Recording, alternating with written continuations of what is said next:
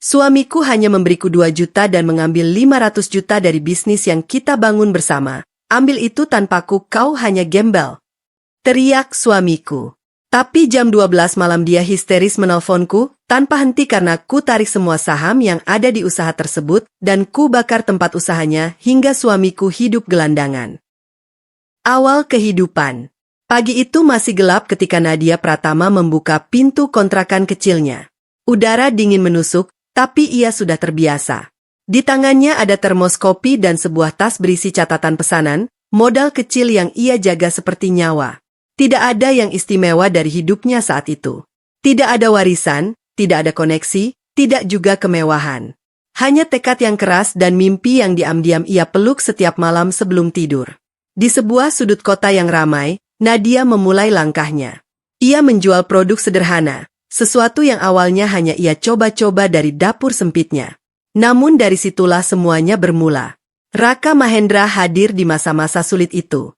Mereka bertemu tanpa rencana, sama-sama berada di titik hidup yang rendah. Raka bukan siapa-siapa saat itu, hanya pria dengan ambisi besar dan kata-kata yang terdengar meyakinkan. Ia melihat potensi dalam diri Nadia, atau setidaknya, Nadia percaya begitu. Kalau kita serius, ini bisa jadi besar, kata Raka suatu malam, duduk di lantai dengan tumpukan barang dagangan di sekitar mereka. Nadia tersenyum lelah, tapi matanya berbinar. Aku nggak takut capek, aku cuma takut gagal. Raka tertawa pelan. Selama kita jalan bareng, kita nggak akan jatuh sendirian. Kalimat itu sederhana. Tapi bagi Nadia, itu adalah janji. Hari-hari berikutnya diisi dengan kerja tanpa henti. Pagi hingga malam, mereka berjualan, mencatat, menghitung, bahkan seringkali tidur hanya beberapa jam. Nadia memasak dan mengemas, Raka membantu pemasaran dan distribusi. Mereka saling melengkapi, setidaknya di mata Nadia. Tidak jarang Nadia jatuh tertidur di atas meja, masih memegang pulpen dan buku catatan. Namun setiap kali ia terbangun, Raka selalu ada di dekatnya. Kamu terlalu memaksakan diri, kata Raka suatu malam, menyelimuti Nadia dengan jaketnya. Tapi ini mimpi kita, jawab Nadia pelan. Dan mereka terus melangkah. Perlahan, usaha kecil itu mulai dikenal. Pesanan bertambah, pelanggan datang kembali, dan untuk pertama kalinya dalam hidupnya, Nadia merasakan sesuatu yang berbeda, harapan yang nyata. Di tengah lelah yang tak terhitung, cinta tumbuh tanpa disadari. Bukan cinta yang mewah, bukan yang penuh kata manis, tapi yang lahir dari perjuangan bersama, dari lapar yang ditahan, dan dari mimpi yang dirangkai berdua. Nadia percaya pada Raka. Sepenuhnya. Baginya, Raka bukan hanya pasangan hidup, tapi juga rekan seperjuangan. Seseorang yang ia yakini akan berdiri di sisinya, apapun yang terjadi. Ia tidak tahu bahwa kepercayaan itu kelak akan menjadi luka terdalam dalam hidupnya. Namun saat itu, di awal kehidupan yang penuh keterbatasan, Nadia hanya tahu satu hal. Ia tidak sendiri. Mimpi bersama.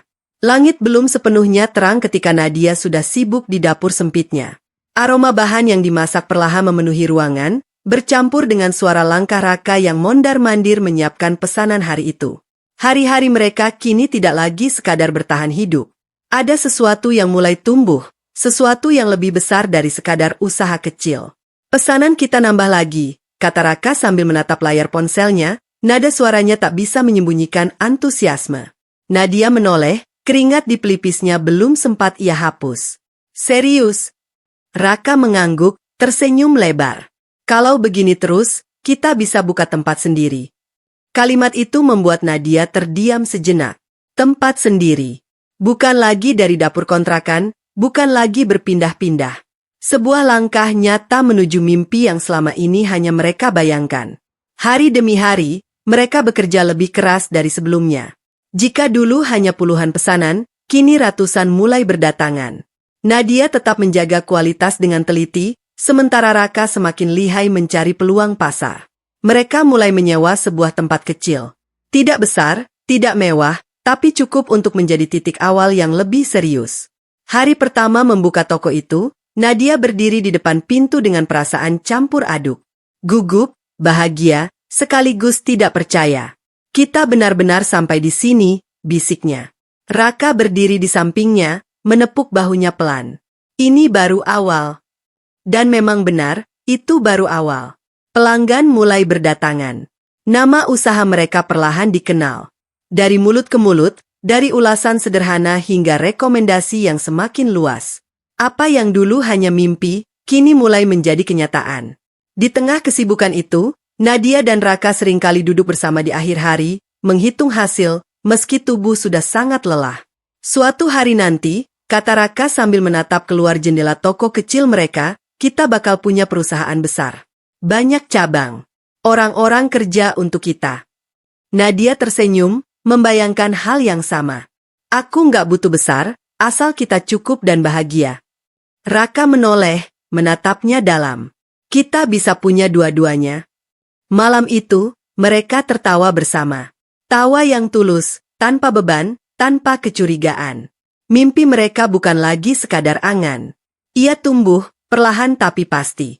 Mereka mulai merekrut karyawan pertama, Andre, seorang pria muda yang jujur dan penuh semangat. Dari 1 orang, menjadi 2, lalu bertambah lagi. Sistem mulai dibangun, pembagian tugas semakin jelas. Usaha kecil itu berubah menjadi perusahaan yang mulai diperhitungkan. Namun di balik semua pencapaian itu, ada satu hal yang tidak berubah. Nadia tetap bekerja sekeras hari pertama. Ia tidak pernah benar-benar merasa cukup, selalu ingin memastikan semuanya berjalan sempurna. Dan Raka, ia mulai menikmati hasilnya. Apa yang dulu diperjuangkan bersama, perlahan mulai terasa berbeda arah. Namun Nadia belum menyadarinya. Baginya, ini adalah fase terindah dalam hidupnya. Fase di mana mimpi bukan hanya miliknya, tapi milik mereka berdua. Tanda perubahan. Kesibukan yang dulu terasa hangat kini perlahan berubah menjadi sunyi yang aneh. Di dalam kantor kecil yang dulu penuh tawa, Nadia kini lebih sering bekerja sendiri hingga larut malam. Lampu tetap menyala, suara mesin dan kertas masih terdengar, tapi ada satu hal yang mulai hilang, kehadiran Raka. Awalnya, Nadia tidak terlalu memikirkan. Lagi meeting di luar, kata Raka singkat lewat pesan. Atau, banyak urusan penting, pulang telat. Alasan-alasan itu terdengar wajar. Bahkan masuk akal. Perusahaan mereka memang sedang berkembang, dan Raka memang menangani banyak urusan di luar. Namun lama-kelamaan, sesuatu terasa berbeda. Raka tidak lagi duduk bersamanya di akhir hari. Tidak lagi ikut menghitung hasil, tidak lagi bercanda di sela kelelahan. Bahkan sekadar makan malam bersama pun mulai jarang terjadi. Suatu malam, Nadia tertidur di kursi kantor. Ketika terbangun, ruangan sudah sepi. Ia meraih ponselnya, tidak ada pesan dari Raka. Jam menunjukkan hampir tengah malam. Dengan langkah pelan, Nadia pulang. Dan seperti beberapa malam sebelumnya, rumah itu terasa kosong. Raka belum kembali. Bukan hanya kehadirannya yang berubah, sikapnya pun ikut bergeser. Jika dulu Raka selalu terbuka, kini setiap pertanyaan Nadia sering dijawab singkat, bahkan kadang diabaikan. Ada apa sih akhir-akhir ini? Tanya Nadia suatu malam saat akhirnya Raka pulang. Raka meletakkan kunci dengan suara pelan, tanpa menatapnya. Nggak ada apa-apa. Kamu aja yang terlalu mikir. Jawaban itu sederhana, tapi dinginnya terasa jelas. Nadia terdiam. Ia ingin percaya. Ia mencoba memahami. Namun perasaan asing itu tetap ada, mengganjal, tak bisa dijelaskan. Hari-hari berikutnya semakin mempertegas perubahan itu. Raka mulai sering menerima telepon di luar ruangan. Jika Nadia mendekat, pembicaraan langsung dihentikan. Laptop yang dulu sering mereka gunakan bersama kini selalu terkunci. Bahkan laporan keuangan yang biasanya mereka bahas berdua, kini hanya dipegang oleh Raka. Biar aku aja yang urus, katanya cepat setiap kali Nadia mencoba ikut melihat. Nadia mulai merasa seperti orang asing di bisnis yang ia bangun sendiri. Puncaknya terjadi saat Nadia tanpa sengaja melihat sebuah transaksi besar di laporan sementara, angka yang tidak pernah ia ketahui sebelumnya. Saat ia bertanya, Raka hanya menjawab singkat. Itu urusan investasi. Kamu nggak perlu tahu semuanya. Kalimat itu seperti garis tegas yang memisahkan mereka. Untuk pertama kalinya, Nadia merasakan sesuatu yang belum pernah ia rasakan sebelumnya terhadap Raka. Jarak. Bukan jarak fisik, tapi jarak yang tumbuh di antara kepercayaan yang dulu begitu kuat. Malam itu, Nadia duduk sendiri di ruang kerja. Tangannya diam di atas meja, Pikirannya penuh pertanyaan. Ia mencoba mengingat kembali semua yang telah mereka lalui. Dari nol, dari lelah, dari mimpi yang mereka bangun bersama. Lalu kenapa sekarang terasa seperti ia berjalan sendiri? Di luar, lampu kota tetap bersinar. Perusahaan mereka terus berkembang, terlihat semakin sukses dari luar. Namun di dalam, sesuatu mulai retak. Dan Nadia mulai menyadari bahwa perubahan ini bukan hal kecil. Ini adalah awal dari sesuatu yang jauh lebih besar. Sesuatu yang perlahan akan menghancurkan segalanya. Retaknya kepercayaan. Angka tidak pernah berbohong. Itu yang selalu Nadia yakini sejak awal membangun usaha. Namun pagi itu, ketika ia menatap layar laptop di ruang kerjanya, keyakinan itu justru membuat dadanya terasa sesak. Laporan keuangan yang terbuka di hadapannya tampak normal, terlalu normal. Rapi, terstruktur, tanpa kesalahan. Tapi justru disitulah Nadia merasa ada yang janggal. Sesuatu terasa disembunyikan. Ia menggeser kursi lebih dekat, menelusuri satu persatu transaksi yang tercatat. Matanya berhenti pada beberapa angka yang berulang, jumlah besar, keluar dalam pola yang sama, namun tanpa keterangan jelas. Biaya operasional tambahan. Itu saja yang tertulis. Nadia mengernyit. Sejak kapan ada biaya sebesar itu tanpa pembahasan? Tanpa persetujuannya? Jantungnya mulai berdetak lebih cepat. Ia membuka file lain, membandingkan dengan laporan bulan sebelumnya. Pola itu sudah ada sejak beberapa waktu lalu, dan terus meningkat. Namun anehnya, laporan akhir selalu terlihat bersih, seolah semuanya seimbang. Seolah tidak pernah ada yang hilang. Nadia menutup laptopnya perlahan, mencoba menenangkan diri. Mungkin ini hanya kesalahan. Mungkin ia terlalu lelah dan mulai curiga tanpa alasan. Namun pikirannya tidak bisa berhenti. Hari itu, Nadia mulai memperhatikan lebih banyak hal. Ia mengecek kembali stok barang, membandingkan dengan catatan penjualan. Ia berbicara dengan Andre secara santai, menanyakan alur distribusi tanpa terlihat mencurigakan. Jawaban yang ia dapat justru semakin membuatnya gelisah. Setahu saya, semua berjalan seperti biasa, Mbak, kata Andre jujur. Cuma, beberapa transaksi besar langsung ditangani Pak Raka. Kami nggak terlalu dilibatkan. Kalimat itu seperti potongan puzzle yang mulai menyatu. Raka. Semua kembali mengarah ke satu nama. Malamnya, Nadia kembali membuka laporan. Kali ini dengan lebih teliti. Ia mencatat, menghitung ulang, bahkan membuat perbandingan manual. Dan disitulah semuanya mulai terlihat jelas. Ada aliran dana yang keluar, tanpa jejak yang masuk kembali. Bukan sekadar selisih kecil, tapi jumlah yang cukup besar untuk menggoyahkan fondasi perusahaan. Tangan Nadia mulai gemetar. Ini bukan kesalahan.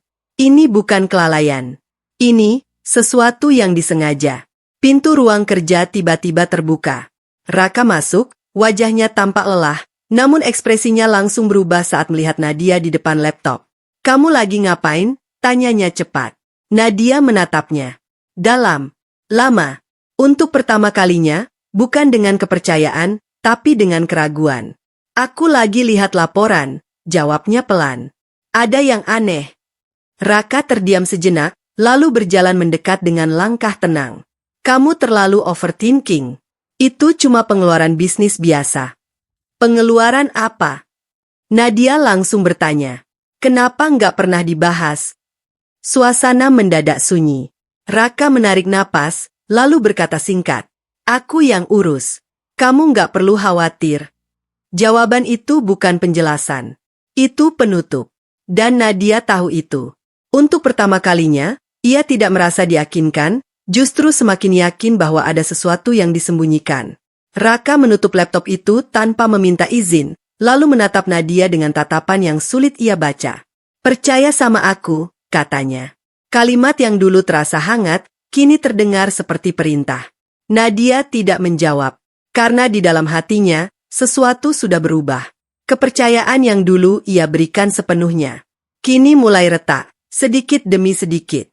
Dan ia tahu, jika ini benar, maka yang hancur bukan hanya bisnis mereka, tapi juga semua yang pernah mereka bangun bersama. Pengkhianatan terungkap. Malam itu terasa lebih sunyi dari biasanya. Nadia duduk di ruang kerja dengan lampu redup, hanya ditemani cahaya layar laptop yang memantul di matanya. Di depannya, berjejer file laporan yang sudah ia kumpulkan sejak beberapa hari terakhir, semua potongan kecil yang kini mulai membentuk satu kenyataan yang sulit ia terima. Tangannya bergerak pelan, membuka satu dokumen penting yang sebelumnya terkunci. Dengan bantuan akses lama yang masih ia simpan, akhirnya ia berhasil masuk ke sistem keuangan yang selama ini hanya dipegang oleh Raka. Dan disitulah, semuanya terbuka. Napas Nadia tertahan. Deretan transaksi muncul tanpa filter, angka-angka besar, berpindah dari rekening perusahaan ke beberapa akun lain yang tidak dikenal. Tidak ada catatan resmi, tidak ada laporan masuk, tidak ada pembukuan yang sah. Hanya aliran uang yang hilang. Satu transaksi mungkin bisa dianggap wajar. 2 atau 3 mungkin masih bisa dijelaskan. Tapi ini, puluhan. Dengan nominal yang jika dijumlahkan, mencapai ratusan juta. Tidak mungkin, bisik Nadia lirih. Tangannya mulai gemetar saat ia mencocokkan tanggal transaksi dengan aktivitas perusahaan. Tidak ada investasi. Tidak ada pembelian aset. Tidak ada proyek besar yang membutuhkan dana sebesar itu. Semua uang itu lenyap begitu saja. Dan satu nama muncul berulang kali sebagai pihak yang menyetujui transaksi. Raka Mahendra. Dada Nadia terasa sesak. Bukan hanya karena angka yang ia lihat, tapi karena arti di baliknya. Ini bukan kesalahan. Ini bukan kelalaian. Ini adalah pengkhianatan.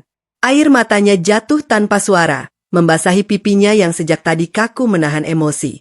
Ia menggeleng pelan, seolah berharap semua ini hanya mimpi buruk. Namun layar di depannya tidak berubah. Data itu nyata. Rasa sakit yang ia rasakan pun nyata. Semua kerja kerasnya. Semua malam tanpa tidur. Semua kepercayaan yang ia berikan, ternyata disalahgunakan oleh orang yang paling ia percaya. Pintu tiba-tiba terbuka. Raka masuk, seperti biasa, tenang, tanpa beban.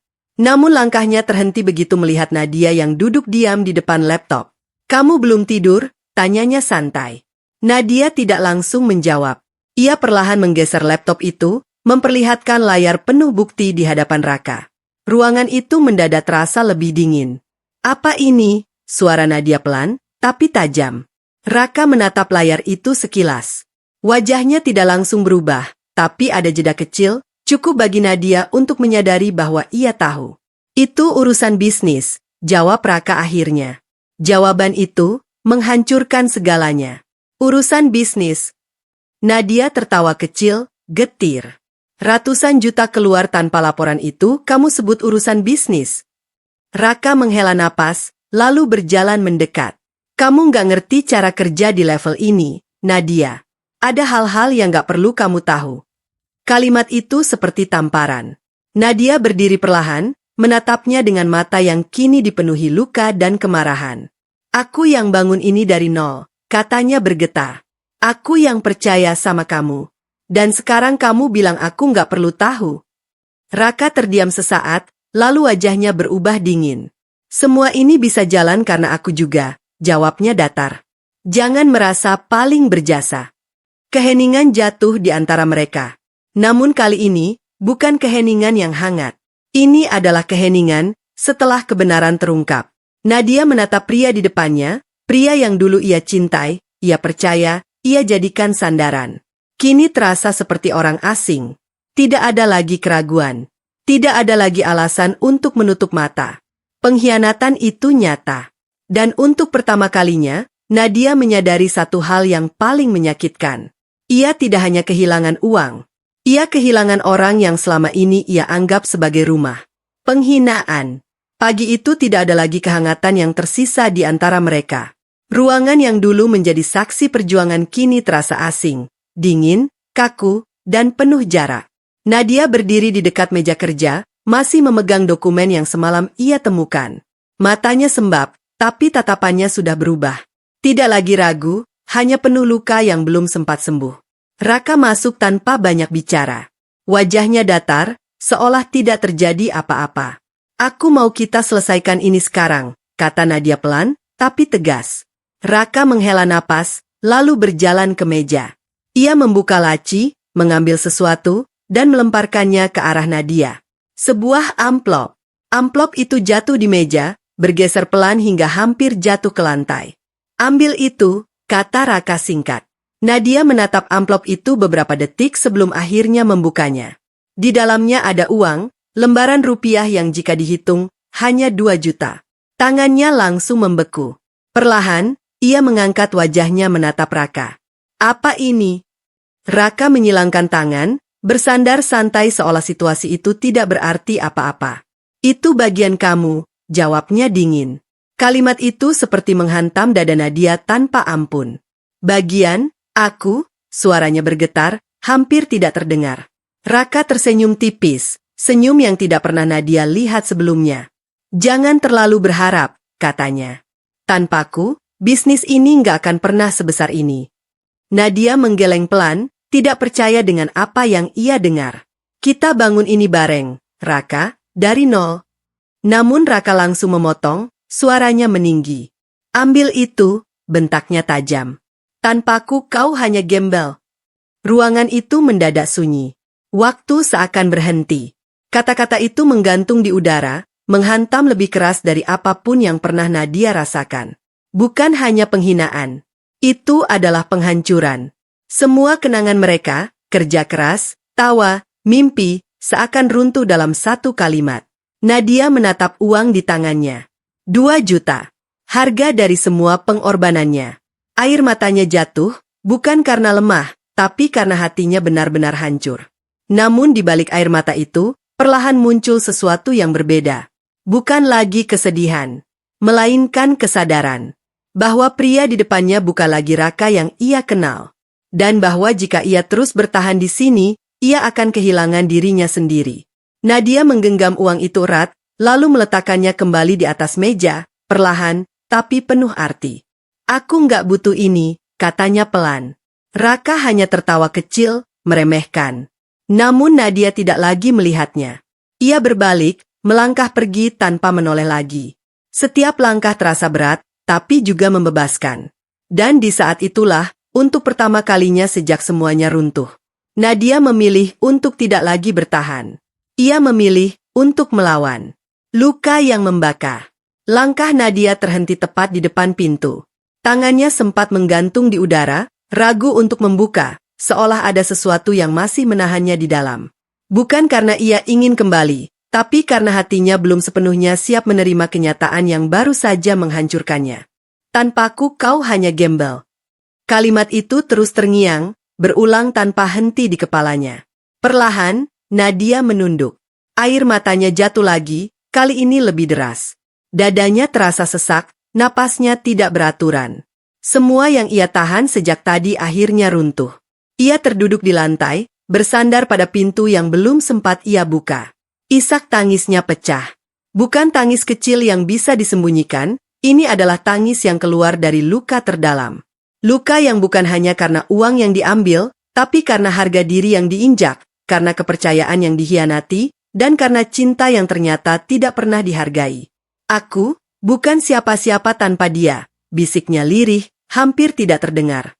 Namun kalimat itu langsung terasa salah.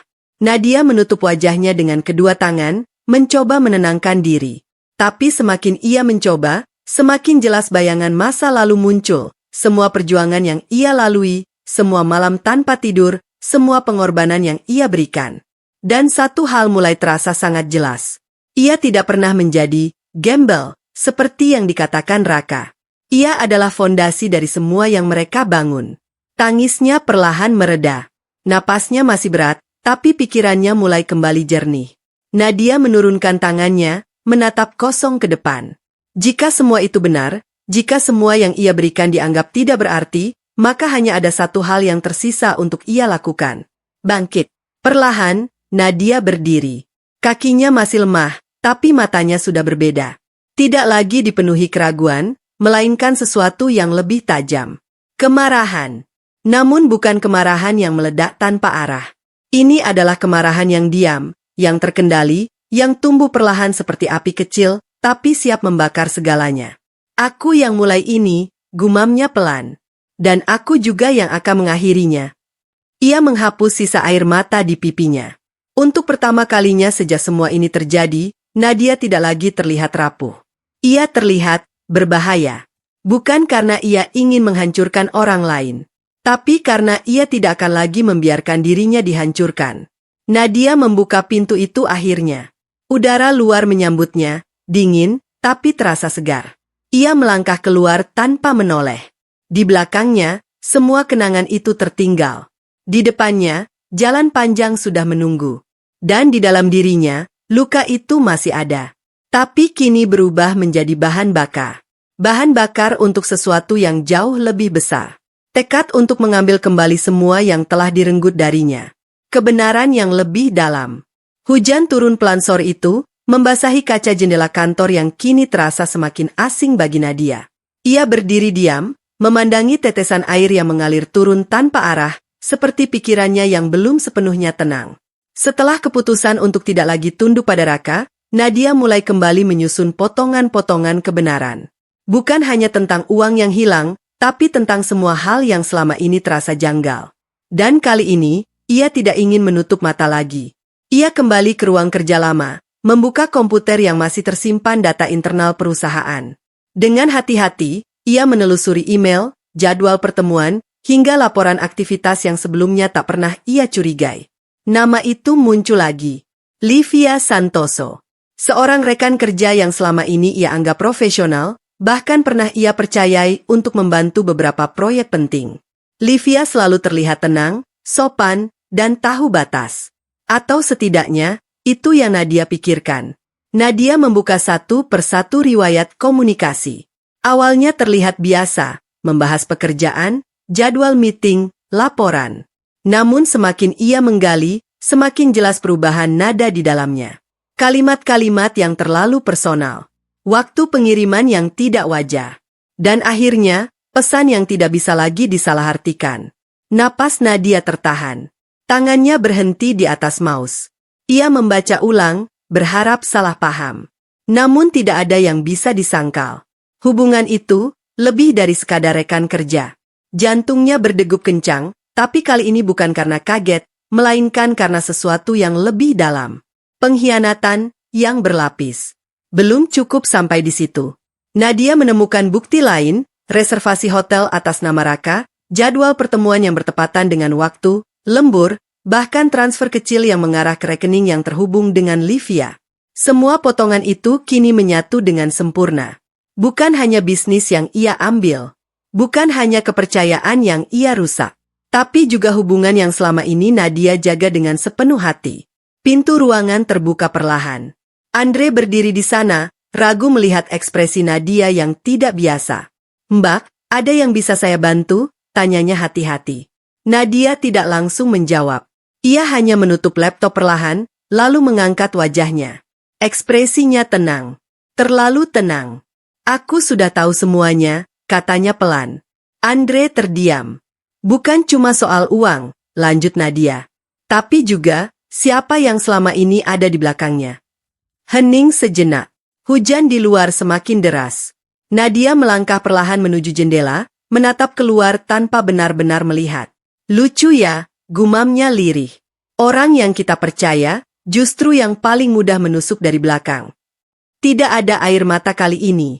Tidak ada tangisan. Karena rasa sakit itu sudah melewati batas. Ia tidak lagi terasa sebagai luka, melainkan berubah menjadi sesuatu yang dingin dan berbahaya. Nadia menutup matanya sejenak, menarik napas panjang. Ketika ia membukanya kembali, tidak ada lagi keraguan di sana. Semua sudah jelas. Raka bukan hanya menghancurkan bisnis mereka. Ia menghancurkan segalanya. Dan Livia, bukan lagi sekadar rekan kerja.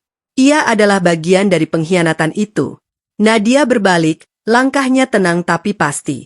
"Kalau mereka pikir aku akan diam," ucapnya pelan, hampir seperti bisikan. Ia tersenyum tipis. "Berarti mereka belum benar-benar mengenalku." Di luar, hujan masih turun. Namun di dalam diri Nadia, badai yang jauh lebih besar baru saja dimulai. Keputusan besar. Malam itu kota terlihat tenang, tapi tidak dengan isi kepala Nadia. Ia duduk sendirian di ruang apartemen yang kini terasa lebih luas, atau mungkin hanya lebih kosong. Tidak ada lagi suara Raka. Tidak ada lagi percakapan kecil yang dulu mengisi hari-harinya. Yang tersisa hanya keheningan, dan pikiran yang terus bekerja tanpa henti. Di atas meja, berjejer dokumen, catatan, dan laptop yang masih menyala. Semua bukti yang ia kumpulkan kini tersusun rapi. Uang yang diambil, transaksi yang disembunyikan, hubungan yang dikhianati. Semua sudah jelas. Raka bukan hanya menghancurkan bisnis mereka. Ia menghancurkan segalanya. Dan Livia bukan lagi sekadar rekan kerja. Ia adalah bagian dari pengkhianatan itu. Nadia berbalik, langkahnya tenang tapi pasti. Kalau mereka pikir aku akan diam, ucapnya pelan, hampir seperti bisikan. Ia tersenyum tipis. Berarti mereka belum benar-benar mengenalku. Di luar, hujan masih turun. Namun di dalam diri Nadia, badai yang jauh lebih besar baru saja dimulai. Keputusan besar. Malam itu kota terlihat tenang, tapi tidak dengan isi kepala Nadia. Ia duduk sendirian di ruang apartemen yang kini terasa lebih luas, atau mungkin hanya lebih kosong. Tidak ada lagi suara Raka, tidak ada lagi percakapan kecil yang dulu mengisi hari-harinya. Yang tersisa hanya keheningan dan pikiran yang terus bekerja tanpa henti. Di atas meja, berjejer dokumen, catatan, dan laptop yang masih menyala. Semua bukti yang ia kumpulkan kini tersusun rapi. Uang yang diambil, transaksi yang disembunyikan, hubungan yang dikhianati. Semua sudah jelas. Dan justru karena itulah, Nadia tahu ia tidak bisa lagi diam. Ia menatap layar laptopnya, melihat angka-angka yang dulu ia bangun dengan susah payah. Setiap rupiah di sana adalah hasil dari kerja kerasnya. Dari waktu yang ia korbankan. Dari hidup yang ia pertaruhkan. Dan kini, semuanya hampir direnggut begitu saja. Perlahan, Nadia menarik napas panjang. Jika ia memilih pergi begitu saja, mungkin hidupnya akan lebih tenang. Namun satu hal mengganjal di dalam dirinya. Harga diri. Ia bukan tipe orang yang menyerah begitu saja. Terlebih ketika yang diambil darinya adalah sesuatu yang ia bangun dengan tangan sendiri. Aku nggak akan biarin ini selesai seperti ini, bisiknya pelan. Tangannya mulai bergerak, membuka kembali file-file penting. Kali ini bukan sekadar mencari kebenaran, tapi menyusun langkah. Ia mencatat satu persatu hal yang harus ia lakukan. Akses saham, struktur kepemilikan, hak legal atas perusahaan. Semua yang selama ini ia percayakan pada Raka, kini harus ia pahami kembali sendiri. Setiap detail menjadi penting. Setiap celah bisa menjadi jalan. Pikirannya bekerja cepat, jauh lebih tajam dari sebelumnya. Luka yang ia rasakan tidak melemahkannya, justru membuatnya lebih fokus. Nadia berdiri, berjalan perlahan ke jendela. Lampu kota terlihat seperti titik-titik kecil di kejauhan, masing-masing dengan ceritanya sendiri. Dulu aku percaya, gumamnya pelan. Sekarang aku tahu lebih baik. Ia tidak lagi mengandalkan perasaan. Ia mengandalkan logika dan strategi. Malam itu, Nadia membuat keputusan yang akan mengubah segalanya. Ia tidak akan lari. Ia tidak akan meminta belas kasihan. Dan ia tidak akan membiarkan dirinya dikalahkan. Ia akan mengambil kembali apa yang menjadi haknya. Bukan dengan emosi, tapi dengan langkah yang terukur. Perlahan, ia kembali ke meja, mengambil ponselnya. Ada satu nama yang muncul di pikirannya, seseorang yang dulu pernah ia percaya, seseorang yang mengerti hukum lebih baik dari siapapun. Jarinya berhenti sejenak di layar. Ini bukan langkah kecil. Ini adalah awal dari perlawanan. Dan begitu ia melakukannya, tidak akan ada jalan kembali. Nadia menarik napas dalam, lalu menekan tombol panggil. Nada sambung terdengar. 1, 2, 3 detik. Halo. Suara di seberang terdengar jelas. Nadia menutup matanya sejenak, lalu berkata dengan tenang. Aku butuh bantuan. Dan kali ini, aku tidak akan kalah. Di saat itulah, keputusan besar itu benar-benar diambil.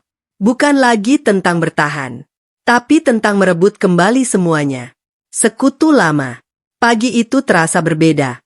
Bukan karena langit lebih cerah, tapi karena langkah Nadia kini memiliki arah yang jelas. Tidak ada lagi keraguan seperti hari-hari sebelumnya. Yang tersisa hanya tujuan dan tekad untuk mencapainya. Mobil yang ia tumpangi berhenti di depan sebuah gedung tinggi dengan dinding kaca yang memantulkan cahaya matahari. Di bagian depan, terpampang nama firma hukum ternama tempat seseorang yang pernah ia kenal, kini berdiri di puncaknya. Dimas Ardiansyah. Nama itu bukan sekadar kenangan. Ia adalah bagian dari masa lalu Nadia, masa di mana segalanya masih sederhana, sebelum bisnis, sebelum Raka, sebelum semua luka itu ada. Nadia menarik napas dalam sebelum melangkah masuk. Lobi gedung itu luas dan rapi, dengan suasana profesional yang terasa kaku. Ia berjalan menuju meja resepsionis, menyebutkan namanya. Tak butuh waktu lama, seorang staf mengarahkannya ke lantai atas. Setiap langkah di dalam lift terasa berat, bukan karena takut, tapi karena ia tahu, setelah ini segalanya akan berubah. Pintu lift terbuka, dan di ujung lorong, seorang pria berdiri menunggunya. Dimas. Penampilannya jauh berbeda dari yang Nadia ingat. Lebih rapi, lebih tegas, dengan sorot mata yang tajam, cerminan dari seseorang yang terbiasa menghadapi banyak persoalan besar. Namun ketika mata mereka bertemu, ada sesuatu yang tetap sama. Sudah lama, ucap Dimas pelan. Nadia tersenyum tipis. Lebih lama dari yang seharusnya. Mereka masuk ke ruang kerja Dimas. Ruangan itu luas, dipenuhi rak buku hukum dan meja besar yang tertata rapi. Semuanya terlihat terkontrol, berbanding terbalik dengan hidup Nadia yang baru saja berantakan. Dimas tidak langsung duduk. Ia menatap Nadia sejenak, memperhatikan ekspresi wajahnya. Kamu berubah, katanya. Nadia mengangguk kecil. Hidup memaksa. Dimas tidak bertanya lebih jauh. Ia hanya menunjuk kursi di depannya. Duduk. Ceritakan semuanya. Dan untuk pertama kalinya sejak semua ini terjadi, Nadia benar-benar menceritakan semuanya. Tentang bisnis yang mereka bangun dari nol. Tentang perubahan Raka. Tentang uang yang diambil diam-diam. Tentang penghinaan yang ia terima. Dan tentang pengkhianatan yang kini tidak lagi bisa ia abaikan. Ruangan itu hening saat Nadia selesai berbicara. Dimas bersandar di kursinya, tangannya saling bertaut, matanya tajam menatap ke depan. Ia tidak terlihat kaget, justru lebih seperti seseorang yang sedang menyusun strategi. Jadi kamu mau apa? Tanyanya akhirnya. Pertanyaan itu sederhana, tapi berat. Nadia terdiam sejenak. Lalu ia menjawab, suaranya tenang namun penuh ketegasan. Aku mau ambil kembali apa yang jadi hakku. Tidak ada ragu. Tidak ada emosi berlebihan. Hanya kepastian. Dimas mengangguk pelan. Bagus, karena kalau kamu datang cuma untuk mengeluh, aku nggak akan bantu. Nadia menatapnya lurus. Aku datang untuk menang. Sudut bibir Dimas terangkat sedikit, bukan senyum biasa. Tapi senyum seseorang yang baru saja menemukan kasus yang layak diperjuangkan. Ia membuka laci, mengambil beberapa dokumen kosong, lalu meletakkannya di atas meja. Kalau begitu, kita mulai dari sini, katanya tegas. Kita bongkar semuanya. Legalitas, saham, transaksi, semua yang dia sembunyikan. Nadia mengangguk. Untuk pertama kalinya sejak semuanya runtuh, ia tidak merasa sendirian. Ia punya sekutu. Bukan sekadar teman lama, tapi seseorang yang tahu bagaimana cara memenangkan permainan tanpa harus bermain kotor. Dan di ruangan itu, di antara dokumen dan rencana yang mulai disusun, perlawanan Nadia resmi dimulai. Mengumpulkan bukti. Ruang kerja Dimas berubah menjadi pusat strategi. Di atas meja besar, dokumen mulai menumpuk, kontrak, laporan keuangan, akta perusahaan, hingga catatan transaksi yang selama ini tersembunyi di balik sistem yang dikunci rapat. Setiap lembar kertas bukan sekadar data, tapi potongan kebenaran yang selama ini coba disembunyikan. Nadia duduk di depan laptop, fokusnya tajam. Tidak ada lagi keraguan di wajahnya. Ia membaca, mencatat, dan mencocokkan setiap detail dengan ingatan yang ia miliki sejak awal membangun bisnis itu. Dimas berdiri di samping meja, membuka satu map tebal berisi dokumen legal. Kita mulai dari dasar, katanya. Struktur kepemilikan. Ia menggeser beberapa lembar ke arah Nadia. Kalau semua ini benar, maka apa yang dia lakukan bukan cuma tidak etis, tapi juga melanggar hukum. Nadia mengambil dokumen itu, matanya bergerak cepat membaca isi yang tertera. Akta pendirian perusahaan. Perjanjian awal. Nama-nama yang tercantum di dalamnya. Dan di sana, tertulis jelas.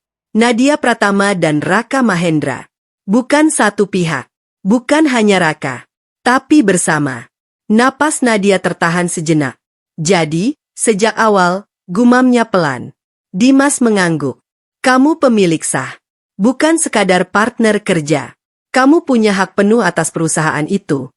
Kalimat itu terasa seperti cahaya di tengah gelap. Namun Dimas belum selesai. Sekarang kita butuh lebih dari ini, lanjutnya. Kita butuh bukti bahwa kontribusimu nyata.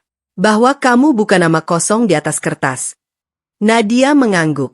Ia langsung membuka file lain, foto-foto awal usaha, catatan produksi, bukti transfer pembelian bahan, hingga percakapan lama yang menunjukkan bagaimana ia terlibat langsung dalam setiap keputusan penting. Andre juga ikut membantu, memberikan data internal yang masih ia miliki. Saya ingat semua ini dimulai dari Mbak Nadia, katanya jujur. Pak Raka memang bantu, tapi yang pegang semuanya dari awal ya Mbak. Setiap pernyataan, setiap bukti, mulai menguatkan posisi Nadia. Hari berganti malam, malam berganti pagi. Mereka hampir tidak berhenti. Kopi menjadi teman setia, dan waktu seakan tidak lagi terasa. Semakin dalam mereka menggali, semakin jelas gambaran besarnya. Raka tidak hanya menyembunyikan transaksi. Ia mencoba menggeser kendali. Mengubah struktur secara diam-diam, mengurangi keterlibatan Nadia, dan perlahan mengambil alih semuanya. Namun satu hal tidak ia perhitungkan. Dokumen awal tidak pernah berubah, dan disitulah kekuatan Nadia berada. Dimas menutup map terakhir dengan pelan, lalu menatap Nadia dengan ekspresi puas. Kita punya cukup, katanya tegas. Kalau ini dibawa ke jalur hukum, posisi kamu kuat. Nadia menatap tumpukan dokumen di depannya. Semua ini adalah bukti. Bukti bahwa ia tidak pernah sekadar ikut. Bukti bahwa ia adalah bagian utama dari semua yang telah dibangun. Dan bukti bahwa ia berhak mengambil kembali semuanya. Perlahan, ia menarik napas panjang. Aku nggak mau cuma membuktikan, katanya pelan. Aku mau memastikan dia nggak bisa kabur dari ini. Dimas tersenyum tipis. Itu bisa diatur. Untuk pertama kalinya sejak pengkhianatan itu terungkap, Nadia merasakan sesuatu yang berbeda. Bukan hanya kemarahan, tapi kekuatan. Ia tidak lagi berdiri dengan emosi semata. Ia berdiri dengan bukti di tangannya. Dan itu jauh lebih berbahaya. Rencana diam-diam. Tidak semua perlawanan harus terlihat. Sebagian justru bekerja paling efektif dalam diam. Ruang kerja Dimas malam itu kembali dipenuhi dokumen, tapi suasananya berbeda. Jika sebelumnya mereka mengumpulkan bukti, kini mereka menyusun langkah. Bukan sekadar membela diri, tapi mengambil alih kendali sepenuhnya. Nadia duduk tegak, matanya fokus pada layar laptop yang menampilkan struktur saham perusahaan. Angka-angka itu kini bukan lagi sekadar data. Itu adalah peta. Dan ia tahu di mana titik lemahnya. Dia terlalu percaya diri, kata Dimas sambil menunjuk satu bagian dokumen. Beberapa keputusan penting masih butuh persetujuan dua pihak, termasuk kamu. Nadia mengangguk pelan.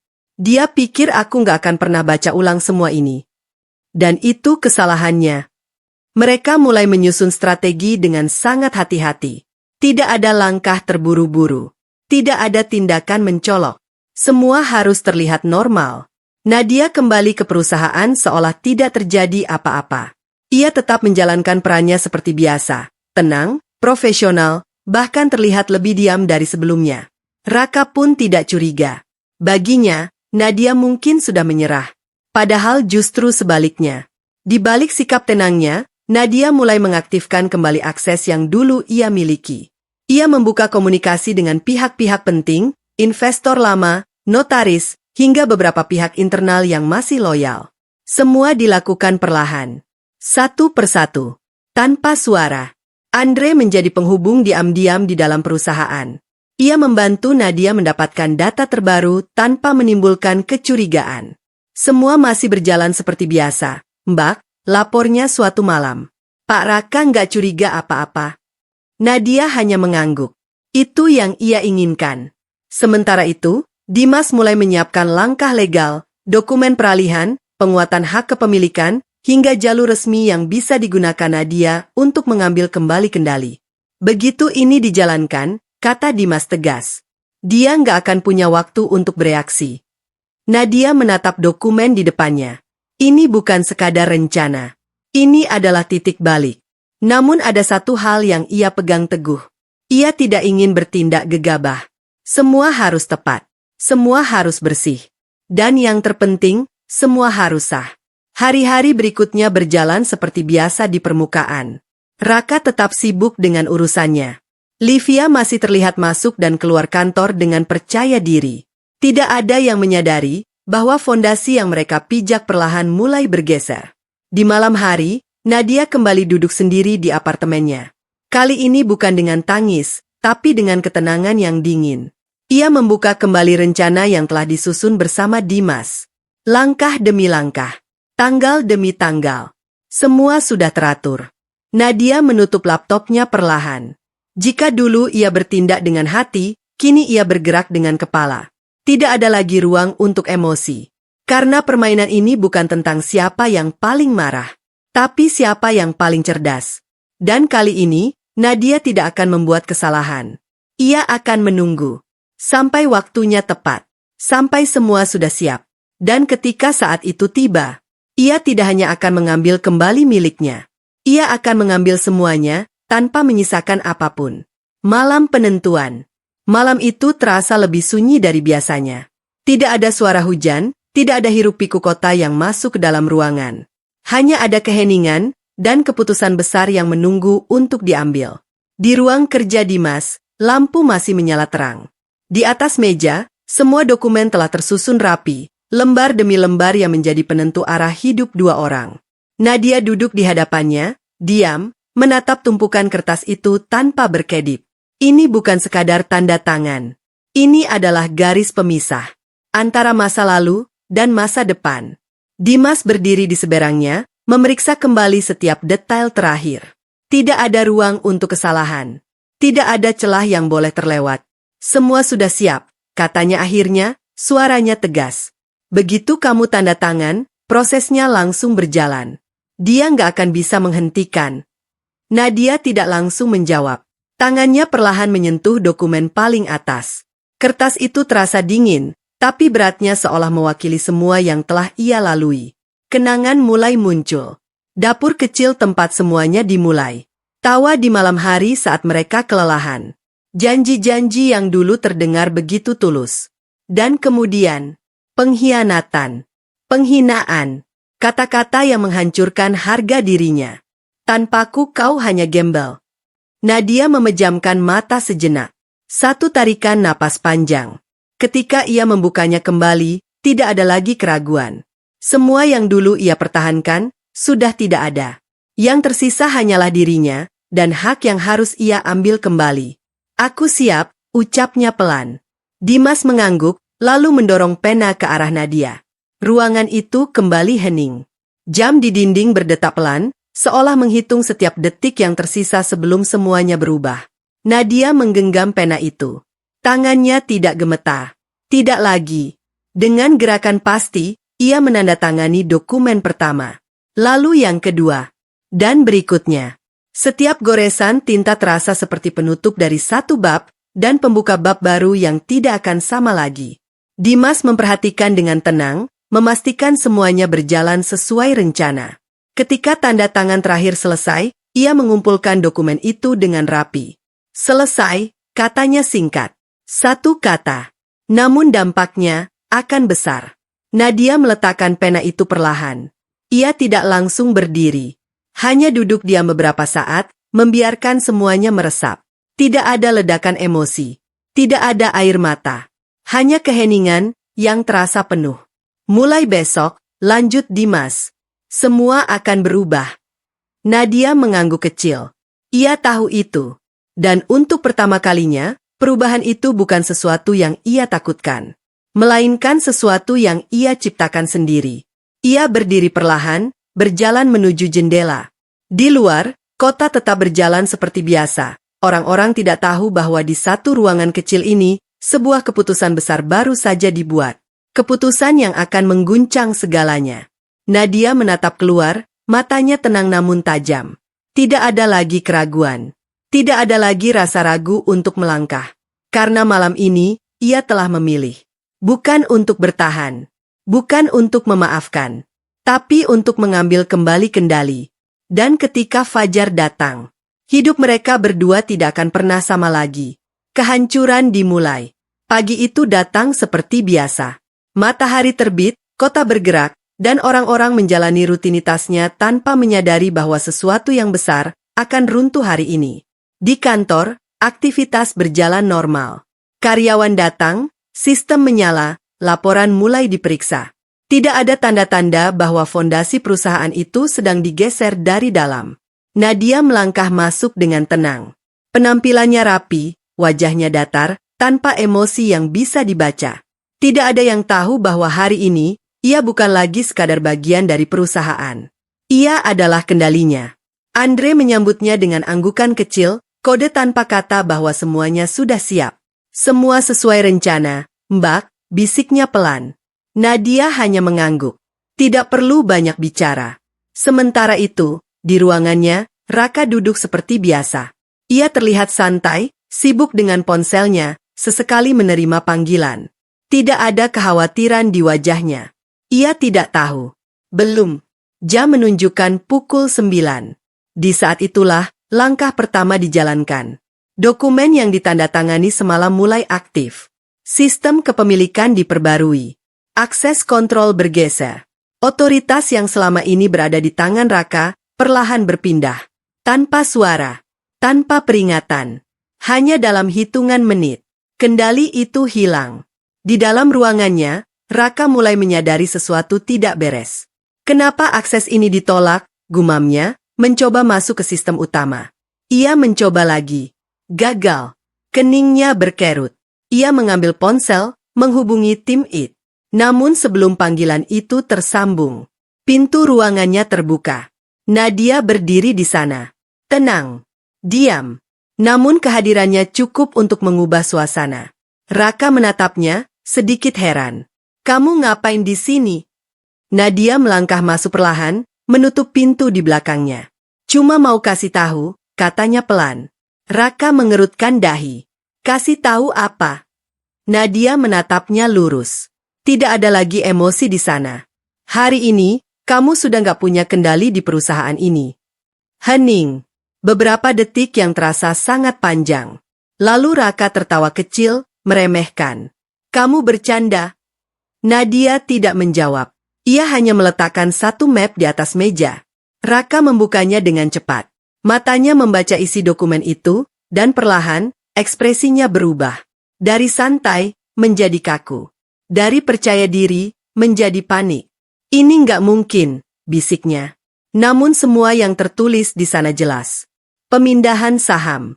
Perubahan struktur kepemilikan. Otoritas penuh, kini berada di tangan Nadia. Semua ini sah, kata Nadia tenang. Dan sudah berjalan sejak pagi. Raka berdiri mendadak, wajahnya memerah. Kamu nggak bisa lakukan ini, bentaknya. Nadia tetap diam. Karena ia tahu. Ia sudah melakukannya. Raka mencoba meraih ponselnya lagi, mencoba menghubungi seseorang. Tapi setiap langkahnya terasa terlambat. Semua sudah terjadi. Tidak ada yang bisa dihentikan. Kamu, berani banget, suaranya mulai goyah. Nadia menatapnya tanpa berkedip. Bukan berani, jawabnya pelan. Ini hakku. Ruangan itu terasa sesak. Untuk pertama kalinya, Raka berdiri, tanpa kekuatan, tanpa kendali. Semua yang selama ini ia pegang, status, kekuasaan, uang, hilang dalam satu langkah. Dan orang yang dulu ia anggap lemah, kini berdiri di depannya sebagai pemilik segalanya. Nadia berbalik, berjalan menuju pintu. Langkahnya ringan, tanpa beban. Sebelum keluar, ia berhenti sejenak. Tanpa menoleh, ia berkata, "Ini baru awal." Pintu tertutup. Dan di dalam ruangan itu, Raka berdiri sendirian. Kehancuran itu, akhirnya dimulai. Api kemarahan. Malam itu, gedung perusahaan berdiri dalam diam. Lampu-lampu sebagian sudah padam, menyisakan beberapa titik cahaya di lantai atas. Dari luar, semuanya terlihat seperti biasa. Tenang, terkendali, seolah tidak ada yang berubah. Namun bagi Nadia, tempat itu tidak lagi sama. Ia berdiri di depan gedung itu, menatapnya dalam diam.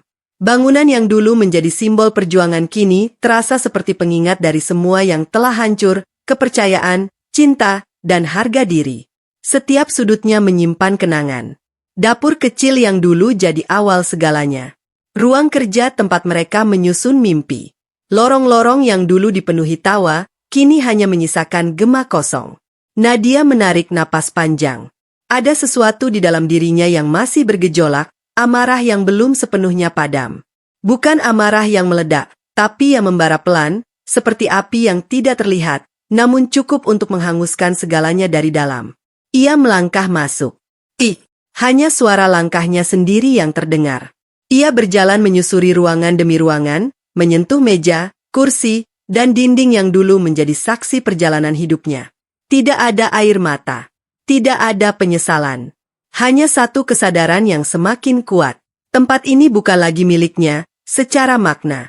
Ia sudah mengambil kembali kendali. Tapi ia tidak ingin mempertahankan sesuatu yang dibangun di atas pengkhianatan. Nadia berhenti di ruang utama. Tatapannya tajam. Kalau fondasinya rusak, gumamnya pelan. Maka semuanya harus diakhiri. Keputusan itu datang dengan tenang. Bukan karena emosi sesaat, tapi karena ia tahu, ini satu-satunya cara untuk benar-benar menutup bab lama. Keesokan harinya, keputusan besar diumumkan. Perusahaan itu resmi dihentikan operasionalnya. Seluruh aset dialihkan. Kontrak-kontrak diputus secara sah. Dan nama yang dulu mereka banggakan, ditutup tanpa sisa. Berita itu menyebar cepat. Bagi banyak orang, itu adalah kejutan besar. Perusahaan yang sedang naik, tiba-tiba berhenti begitu saja. Namun bagi Nadia, itu adalah pembebasan. Ia tidak membakar gedung itu dengan api nyata. Tapi ia menghancurkannya dengan keputusan. Dan dampaknya tidak kalah besar. Semua yang pernah menjadi milik Raka di dalamnya ikut runtuh. Posisi, pengaruh, dan jaringan yang ia bangun hilang dalam sekejap. Sementara itu, Nadia berdiri jauh dari semua itu. Tenang, tanpa menoleh ke belakang. Api yang dulu membakar hatinya, kini telah berubah menjadi kekuatan yang membersihkan segalanya. Bukan untuk menghancurkan tanpa arti, tapi untuk memberi ruang bagi sesuatu yang baru. Dan dari abu yang tak terlihat itu, Nadia bersiap untuk bangkit kembali. Kejatuhan Raka. Kehancuran tidak selalu datang dengan suara keras. Kadang, ia hadir pelan, tapi pasti, mengambil satu persatu, sampai tidak ada lagi yang tersisa. Raka merasakannya. Hari pertama setelah semuanya berubah, ia masih mencoba bertahan. Ia datang ke kantor seperti biasa, mengenakan jas terbaiknya, mencoba menjaga sisa harga diri yang masih ia miliki. Namun yang ia temui, bukan lagi dunia yang ia kenal. Tatapan orang-orang berbeda. Bisik-bisik mulai terdengar. Dan yang paling menyakitkan, tidak ada lagi yang benar-benar menghormatinya. Aksesnya sudah dicabut. Keputusannya tidak lagi berlaku. Namanya tidak lagi berarti. Pak, maaf, kami harus mengikuti kebijakan baru, kata salah satu staf dengan hati-hati. Kalimat sederhana itu cukup untuk menjelaskan semuanya. Raka tidak lagi memiliki kuasa. Hari demi hari, semuanya semakin memburuk. Investor mulai menarik diri. Rekan bisnis menjauh. Telepon yang dulu tidak pernah berhenti berdering, kini sunyi. Nama yang dulu ia banggakan kini menjadi bahan pembicaraan. Bukan tentang kesuksesan, tapi tentang kejatuhan. Di apartemen mewah yang dulu ia tempati, suasana juga berubah. Barang-barang mulai dijual. Tagihan menumpuk. Sumber uang yang selama ini ia andalkan, sudah tidak ada lagi. Livia. Nama itu sempat menjadi satu-satunya tempat ia berpaling. Namun bahkan itu pun tidak bertahan lama. Aku nggak bisa ikut jatuh sama kamu, Raka, kata Livia dingin suatu sore. Tidak ada emosi. Tidak ada penyesalan. Hanya keputusan. Dan sekali lagi, Raka ditinggalkan. Kini benar-benar sendiri. Malam demi malam, ia duduk di ruangan yang semakin kosong. Tidak ada lagi suara tawa, tidak ada lagi kesibukan, tidak ada lagi tujuan. Hanya keheningan yang menekan dari segala arah. Ia mencoba menghubungi beberapa orang. Tidak ada jawaban. Ia mencoba mencari jalan keluar. Tidak ada yang tersisa. Semua yang dulu ia anggap miliknya, bisnis, uang, hubungan, hilang satu persatu. Dan untuk pertama kalinya dalam hidupnya, Raka menyadari sesuatu yang tidak pernah ia bayangkan sebelumnya. Ia tidak punya apa-apa. Bahkan lebih dari itu, ia tidak punya siapa-siapa. Di sebuah malam yang sunyi, Raka berdiri di depan cermin. Wajah yang ia lihat tidak lagi sama. Bukan pria penuh percaya diri yang dulu mengendalikan segalanya. Melainkan seseorang yang kehilangan arah. Seseorang yang akhirnya merasakan akibat dari semua pilihannya sendiri. Tangannya mengepal pelan. Bukan karena marah, tapi karena kosong. Kehidupan yang dulu ia bangun di atas ambisi dan manipulasi, kini runtuh tanpa sisa. Dan di titik itu, Raka benar-benar jatuh. Bukan hanya kehilangan harta, bukan hanya kehilangan status, tapi kehilangan dirinya sendiri. Sementara di luar sana, dunia tetap berjalan. Tanpa menunggunya, tanpa peduli padanya. Dan untuk pertama kalinya, Raka berada di titik terendah dalam hidupnya, sendirian. Telepon tengah malam. Jam di dinding menunjukkan tepat pukul 00. Malam sudah larut, kota mulai sunyi, dan sebagian besar orang terlelap dalam istirahatnya. Namun di sebuah apartemen yang redup, Nadia masih terjaga. Ia duduk di sofa, ditemani secangkir teh yang sudah dingin. Laptop di hadapannya terbuka, menampilkan rencana bisnis baru yang sedang ia susun. Hidupnya mulai bergerak ke arah yang berbeda, lebih tenang, lebih terarah. Ia duduk di sofa, ditemani secangkir teh yang sudah dingin. Laptop di hadapannya terbuka, menampilkan rencana bisnis baru yang sedang ia susun. Hidupnya mulai bergerak ke arah yang berbeda, lebih tenang, lebih terarah. Lalu, ponselnya bergetar. Satu panggilan masuk. Nama yang muncul di layar membuat waktu seakan berhenti sesaat. Raka. Nadia menatapnya tanpa ekspresi. Panggilan itu berdering cukup lama, lalu berhenti. Sunyi kembali. Namun hanya beberapa detik. Ponselnya kembali bergetar. Raka menelepon lagi. Dan lagi. Dan lagi. Tanpa jeda. Seolah tidak memberi ruang bagi Nadia untuk berpikir. Nadia tetap diam. Ia tidak mengangkat. Tapi panggilan itu terus datang, berulang, tanpa henti, seperti seseorang yang mulai kehilangan kendali. Akhirnya, setelah entah panggilan keberapa, Nadia mengangkatnya. Ia tidak berkata apa-apa. Hanya diam, menunggu. Di seberang sana, napas berat langsung terdengar. Nadia, suara Raka terdengar panik. Kamu harus balikin semuanya, kamu nggak bisa lakukan ini ke aku? Tidak ada sapaan. Tidak ada penyesalan. Langsung tuntutan.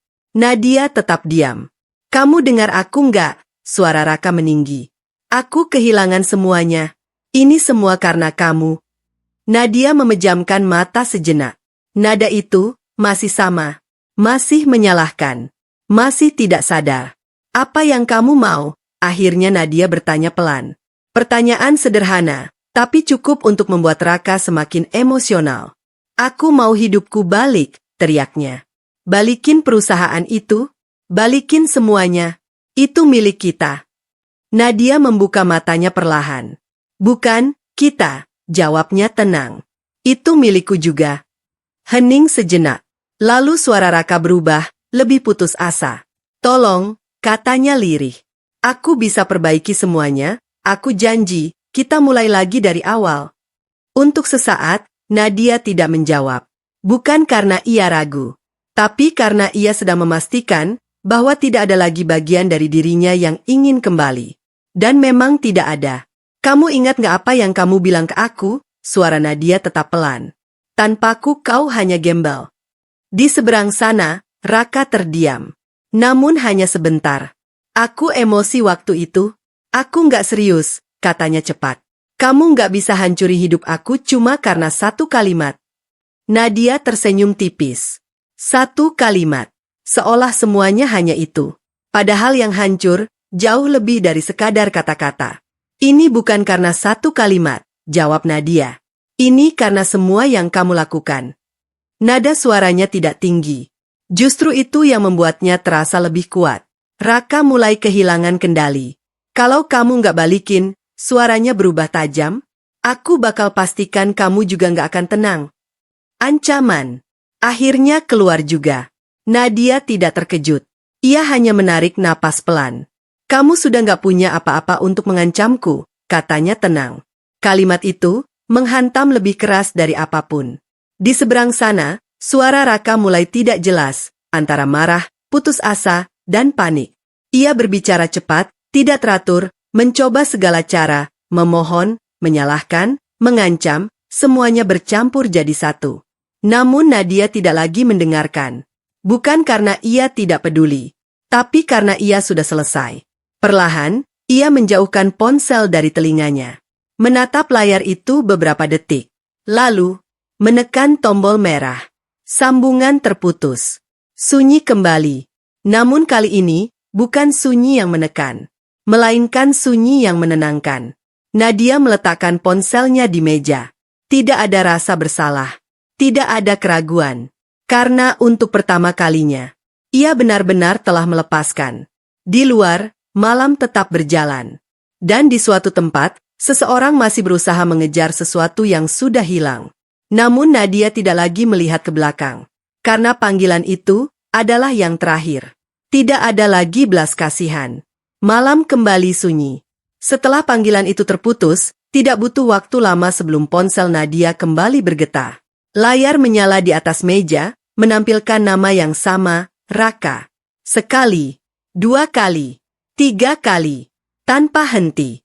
Namun kali ini, Nadia tidak bergerak. Ia hanya duduk diam, menatap layar itu dari kejauhan.